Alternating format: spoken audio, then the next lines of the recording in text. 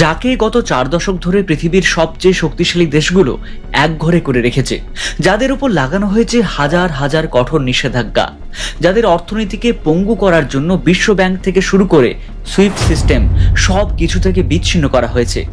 নিয়ম অনুযায়ী এই দেশটির আজ ধুকে ধুকে মরে যাওয়ার কথা ছিল। না তারা পারার কথা ছিল বাইরে থেকে একটা স্ক্রু কিনতে, না আধুনিক প্রযুক্তির সাহায্য নিতে।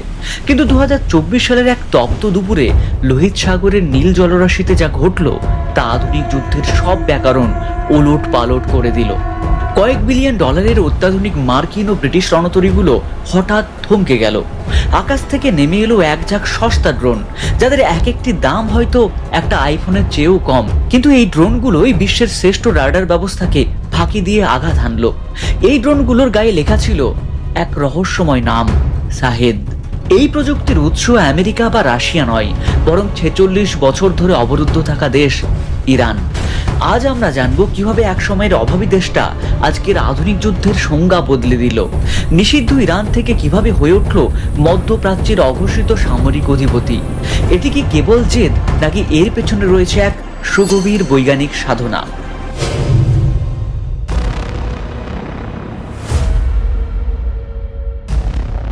ইরানের আজকের এই সামরিক উত্থান বুঝতে হলে আমাদের ফিরে যেতে হবে 47 বছর আগে। 1950 থেকে 1970-এর দশক পর্যন্ত ইরান ছিল আমেরিকার মধ্যপ্রাচ্যের সবচেয়ে বিশ্বস্ত বন্ধু। তখনকার ইরানের রাজা বা শাহ মোহাম্মদ রেজা পেহলভি ছিলেন পশ্চিমা আধুনিকতার একনিষ্ঠ পূজারী।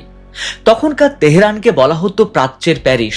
মার্কিন অত্যাধুনিক F-14 টমক্যাট যুদ্ধবিমান, যা আমেরিকা তখন নিজের ঘনিষ্ঠ মিত্রদেরও দিত না, তা কেবল ইরানের কাছে ছিল। কিন্তু 1979 সালের ইসলামী বিপ্লব সব হিসেব বদলে দিল। শাহ পেহলভির পতন আর আয়াতুল্লাহ রুহুল্লাহ খামেনির আগমনে রাতারাতি ইরান হয়ে উঠল আমেরিকার 1 নম্বর শত্রু। তেহরানের মার্কিন দূতাবাসে জিম্মি সংকট পুরো বিশ্বকে কাঁপিয়ে দিল। রাতারাতি ইরান থেকে সব মার্কিন বিশেষজ্ঞ চলে গেলেন। বন্ধ হয়ে গেল অস্ত্রের খুচরো যন্ত্রাংশ সরবরাহ। আমেরিকা ভেবেছিল কয়েক মাসের মধ্যেই ইরানের এই বিশাল সামরিক বাহিনী অচল হয়ে পড়বে। কিন্তু তারা জানতো না পারস্যের এই জাতিটি হার মানার জন্য জন্মায়নি। তারা জানতো না যে এই নিষেধাজ্ঞায় হতে চলেছে তাদের স্বনির্ভরতার প্রথম পাঠ।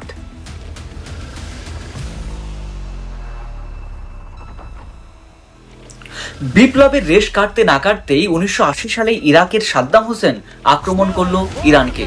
পুরো বিশ্ব তখন সাদ্দামকে অত্যাধুনিক অস্ত্র দিয়ে সাহায্য করেছিল। অন্যদিকে ইরানের হাতে ছিল কেবল বিপ্লব পরবর্তী এক বিশৃঙ্খল সেনাবাহিনী এবং কিছু পুরনো মার্কিন অস্ত্র, যার পাশ মেলা ভার। সাদ্দামের এই বাহিনী যখন ইরানের ওপর রাসায়নিক গ্যাস ছড়েছিল, তখন ইরানের তরুণরা খালি হাতে, এমনকি প্লাস্টিকের চাবি গলায় ঝুলিয়ে মাইনফিল্ড পরিষ্কার করতে নেমেছিল। এই 8 বছরের রক্তক্ষয়ী যুদ্ধ ইরানকে একটি চরম সত্য শিখিয়ে দিল: যদি নিজের অস্ত্র নিজে না বানাও, তবে মানচিত্র থেকে পারস্য নামটা মুছে যাবে।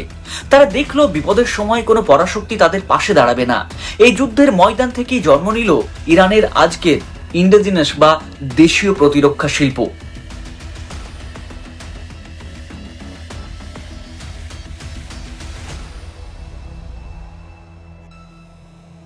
তারা ভাঙাচোরা মার্কিন যুদ্ধবিমানের পার্টস জোড়া দিতে শিখলো, ছোট ছোট ওয়ার্কশপে রকেট বানাতে শুরু করলো।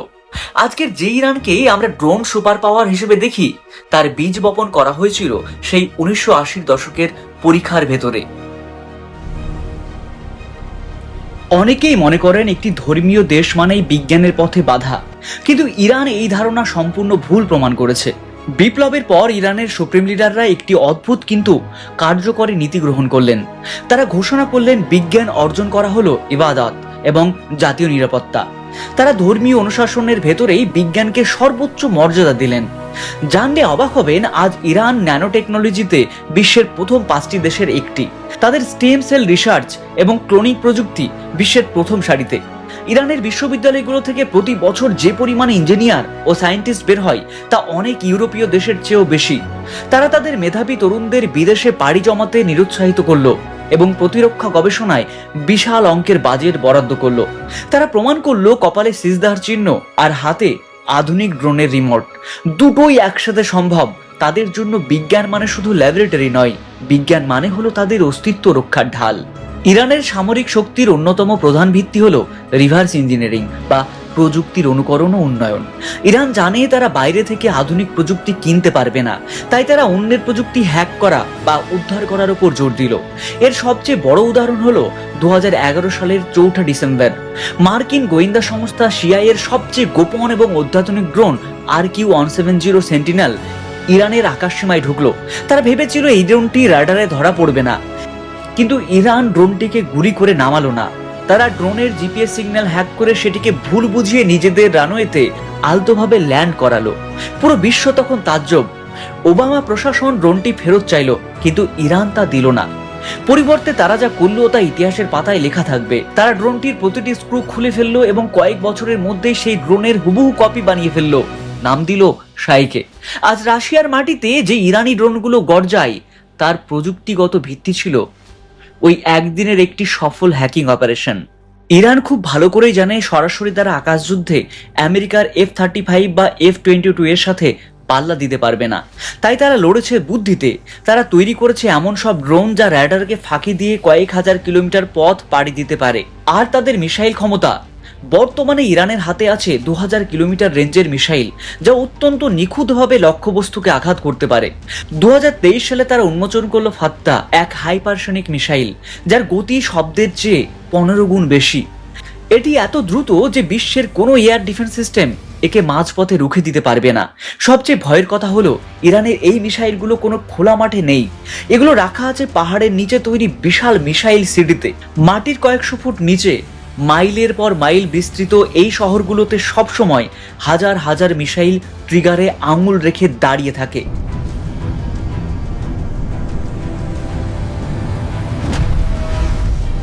ফলে আকাশ থেকে বোমা ফেলে ইরানের সামরিক শক্তি ধ্বংস করা বর্তমান বিশ্বে প্রায় অসম্ভব। ইরানের আসল শক্তি শুধু তাদের দেশের ভেতরের সেনাবাহিনী নয়, তারা মধ্যপ্রাচ্যে ছড়িয়ে দিয়েছে এক অদৃশ্য জালের মতো মিত্র বাহিনী, যাকে সামরিক ভাষায় বলা হয় প্রক্সি নেটওয়ার্ক। এই কৌশলের প্রধান স্থপতি ছিলেন জেনারেল কাসেম সোলেমানি। লেবাননের হিজবুল্লাহ, ইয়েমেনের হুথি, ইরাকের পপুলার মোবিলাইজেশন ফোর্সেস সবাই ইরানের পরম মিত্র। ইরান সরাসরি কোনো যুদ্ধে না গিয়েও তারা এই মিত্রদের মাধ্যমে যে কোনো শক্তিশালী দেশকে কোণঠাসা করতে পারে।